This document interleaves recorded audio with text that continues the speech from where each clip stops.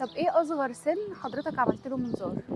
أصغر سِن عملت له منظار كتف، كانت بنوتة جميلة جاية لي مخصوص من أسوان، عندها 15 سَنة وكانت بتلعب سباحة، والبنت كانت متميزة جدًا في الback hand. البنت كانت جاية لي بألم شديد في الكتف، ومشينا في العلاج التحفظي فترة، وعملنا لها أشعة بالرنين ما كانش موضّح أي حاجة، والبنت برضه ما بتتحسنش. خدت حقنة في كتفها وعملنا لها جلسات علاج طبيعي، وهي برضه البنت ما بتتحسنش.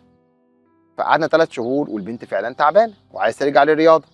عملت لها أشعة رنين بالصبغة اللي هو MRA، وده من أدق الحاجات اللي بتبين الإصابات البسيطة. لقيت إصابة بسيطة جدًا في الليبرم أو في الشفة الغضروفية لمفصل الكتف، بس ده لا ترتقي لحجم الآلام اللي البنت بتعيشها.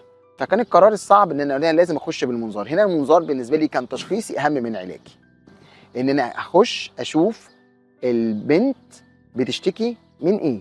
دخلنا بالمنظار ولقينا المفاجأة إن البنت كان كتفها اتخلع واترد غلط، ومش مدياني هيستوري إن كانت كتفها اتخلع واترد.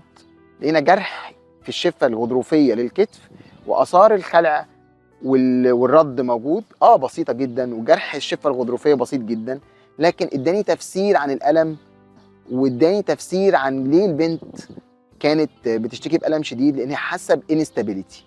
في شق كبير جدا في الآلام بتاعت مفصل الكتف اسمه انستابيليتي أو عدم ثبات مفصل الكتف.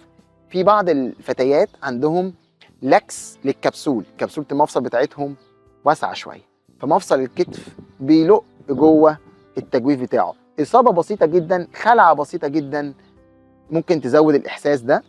فالحمد لله عملنا لها إصلاح كبسولة المفصل بالمنظار، وركبنا لها خطافات جراحية، وكان أحسن امبريشن للمريضة تاني يوم بتقول لي أنا في ألم جامد قوي راح. قلت لها إزاي؟ قالت لا، في ألم جامد جدا كان بيجي لي من لوح الكتف من ورا راح. فده قد إيه إداني بوزيتيف امبريشن، إن إحنا لما نركز مع المريض بتاعنا. وعاتبت الأهل إن هم ما ادونيش هيستوري خالص إن الكابتن بتاعها شد لها دراعها وبعد إصابة بسيطة.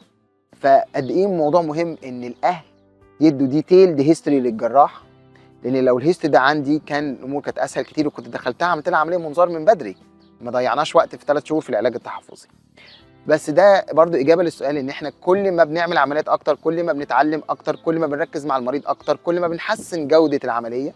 بس ده كان أصغر مريض عملت له منظار كتف 15 سنة.